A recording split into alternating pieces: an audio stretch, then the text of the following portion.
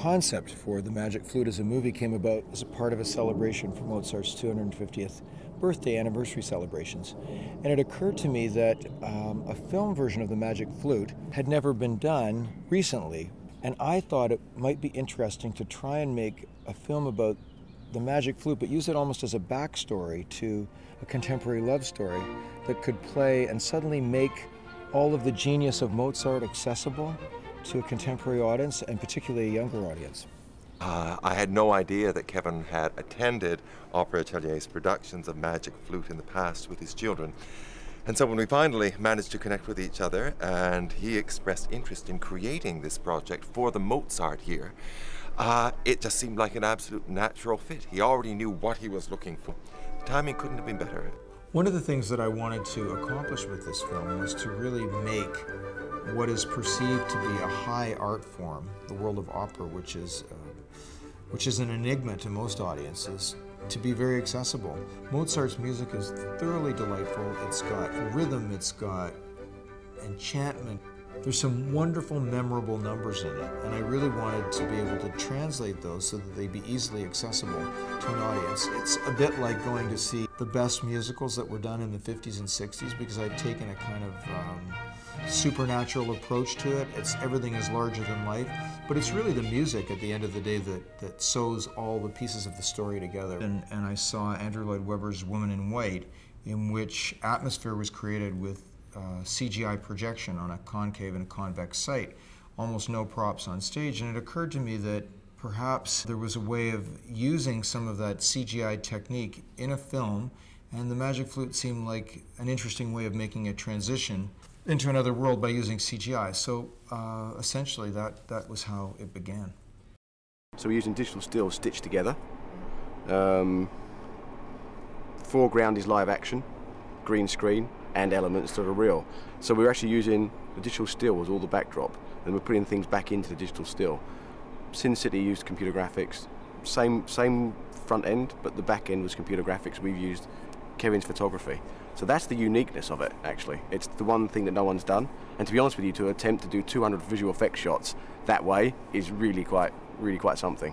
I literally spent a couple of weeks shooting many locations in Europe, and then taking all of those back to North America and combining them into a digital world. So the world that you're seeing on film has all been shot by me, but I've been working closely with matte painters and digital artists to kind of give a super real look to the whole environment. Kevin just simply said to me, you know, if you can make it echo 19th century illustrator Gustave Doré, he'd be quite happy with that. So I kept that as a very strong guide, especially for some of the more subterranean scenes. And then we looked at a lot of the American Hudson Valley painters, and also there's just a lot of 19th century romantic painters in general, trying to combine realism with a sense of fantasy. Matte painting in movies goes all the way back to the turn of the century when movies were first being made, and you had the Méliès brothers doing A Trip to the Moon. Everything was done in matte paintings.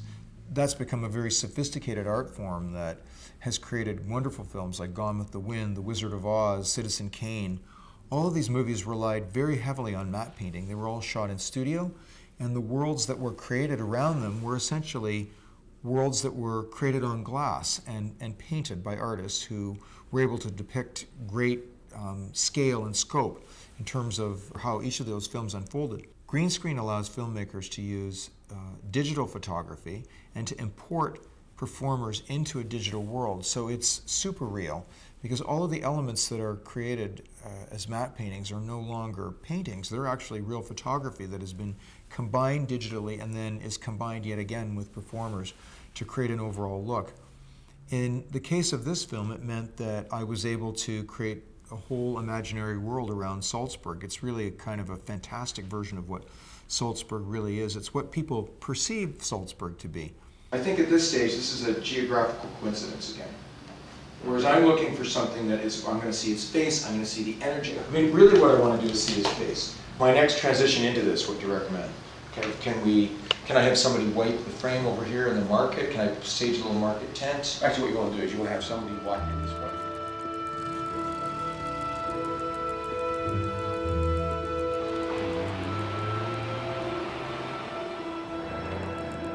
On set we have a mixer, and we have Photoshop with a guy running a real-time Photoshop program. So what you do is you put the camera on set, you go, okay, here's our image that Kevin shot and we've manipulated and got up. Here's what it is, this is what we're doing. So we line the camera up to the Photoshop image. We then go, okay, this doesn't work. We adapt the camera to this, and then we adapt the Photoshop. So we're adapting everything in real time on set. So the image is being manipulated on set to make sure all the perspectives work. We lock it, then we shoot. In some ways, working on the stage helps working in green screen because you're used to having a backdrop, sort of a world that you have to create for yourself in your mind. But it's definitely been a challenge to sort of look up and see a big cathedral dome or be able to be oriented in the space. But Kevin's been really great directing us through that, and it's been fun. It's a significant challenge to be able to guide actors through the process of shooting something in a CGI world. The actors are shooting in basically a green box, a green studio, and they have very few reference points as to what they're actually doing, let alone where they are. So you spend a tremendous amount of time coaching actors through the environment, setting the atmosphere, setting the scene, not only giving them context to what their relationship is that they're playing in front of the camera, but really having to give a very clear context as to where they are. But once one gets over that, it's a bit like being in a rehearsal space. And for any good performer, their real talent is to obliterate everything around them and obliterate their own personalities. So artistic focus comes into play. And once that happens, the results are usually the same as one would have in making a real film. It's like being a kid in kindergarten again, because everything is in your imagination. And it's a lot of fun, actually. Well, working with the green screen is obviously different because what we do is we sit down and we look at the picture of what it's going to be, but then you're just in an empty space. So what I find the easiest thing to do is just kind of lock onto the person you're working with and just go from there. Here we're almost about 65% green screen and virtual, and then the other part we're building like pieces of sets. And I mean, they're equally challenging. I mean, it takes some time to properly set up the green screen. The other sets we're using are actually practical sets, or like pieces of sets, but not the whole thing. So it's very, very abbreviated in some of these instances, and that's what makes it a challenge, is that now you're trying to fit all these pieces together. Usually when we're shooting a green screen sequence, which is quite frequently on this production, we need some sort of small set piece or a piece of set dressing, a piece of furniture or a small piece of architecture that we've built. And it's an interesting experience to work that way because there's no context, there's nothing around it except this giant green screen. You know, it's sometimes hard to keep track of exactly what it is we're shooting because we don't see the rest of the room or the rest of the architecture. Well, I think the favorite set is this one that we're sitting in front of, the Salzburg Street. It's definitely the biggest and I'd say the most elaborate. Probably the most impressive scene will be the Queen of the Night arrival, only because the music during those sequences is so recognizable for a Mozart piece, and they're not cut like an opera would be viewed in a theater where you just see one set. I mean, they're cut like a music video, really. I found it particularly fascinating to see how Kevin works as a director, having to keep the big picture in his mind when he's going to have so much to choose from. We always know what we're going to have in the theater. We take what we see in front of us in the studio is what people are going to see inside the proscenium on stage. I realize here that really the editor, the director, are seeing something in their minds that we can't possibly see. Looking in the camera, watching those images that are so different from what are in front of us has been a real eye-opener for all of the singers, the dancers, for all of us, realizing we really are dealing with a completely unique and different art form from live theater. I decided to create a contemporary love story around the magic flute that kind of mirrored what was going on in the story, and I created a structure so that you would just see the very best bits of the magic flute. all of the important musical numbers. So in a sense, it plays a bit more like a musical.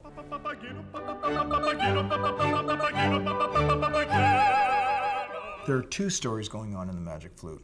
One has to do with the people who are actually appearing in a production of Flute in Salzburg during the anniversary of Mozart's birthday. And the lead in the story actually is resisting being in the production and resisting giving way to his imagination. And so each time we slip into an imaginary world where we see the Magic Flute in its Mozartian form, it's seen through the eyes of the fellow who's playing Tamino. So much is perceived in the lead actor's vision of what the Magic Flute is. We hear what's going on in his head. We see in his mind how he perceives the Magic Flute.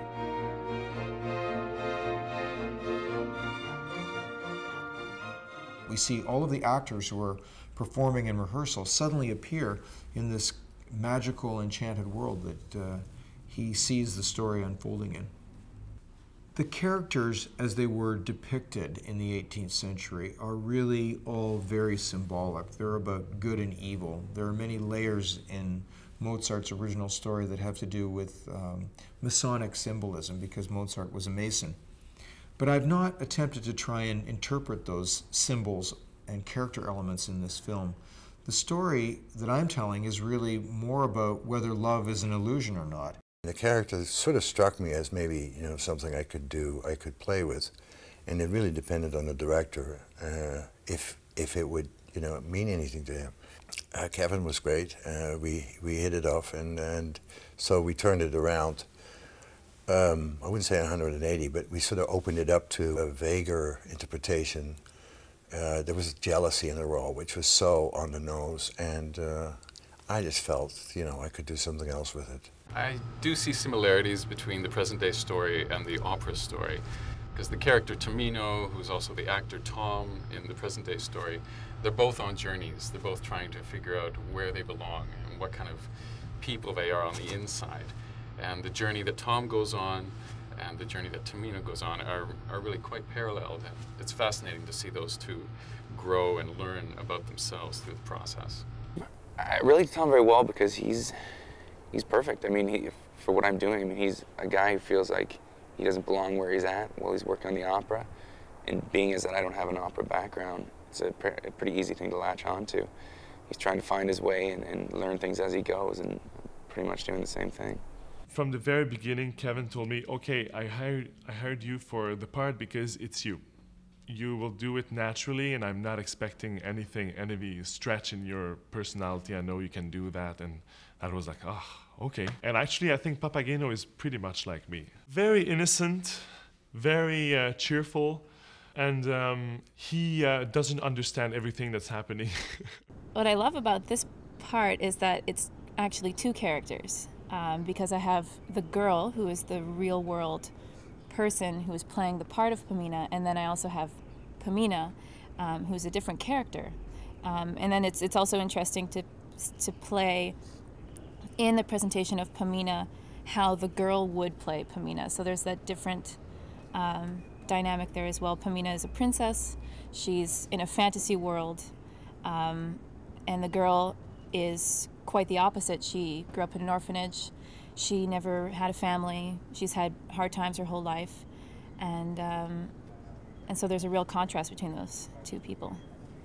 The lead performer, Tom, is obsessed by the singer he's co-starring with, but he has absolutely no certainty that she's even interested in him. Because he keeps slipping in and out of the fantasy world, one is never quite sure whether she's in love with him or not. He only comes to the conclusion at the end that love isn't an illusion, that all the things that he's felt about her are actually true, and that he's actually helped her at a point when he perceives that he may have misled her. Things come to a conclusion in the opera story by virtue of the fact that Mozart's music almost is able to generate a belief in illusion and a belief in the impossible. Mozart's music seems to have this incredible ability to generate energy. Within this melting pot of music and drama and human emotion, some wonderful ideas formed, and without Mozart's music, the film wouldn't be as exhilarating as it is. The digital effects enhance the supernatural and fantastical side of the film. They make them look real. But that's not really, I think, why people will like the film. I think it's the combination of music and real story and seeing the parallels between a contemporary love story and what's going on in the Magic Flute that make it innovative, that will be appealing to people. The Magic Flute may only be a state of mind, but Mozart's genius instills faith in the extraordinary and belief in the impossible.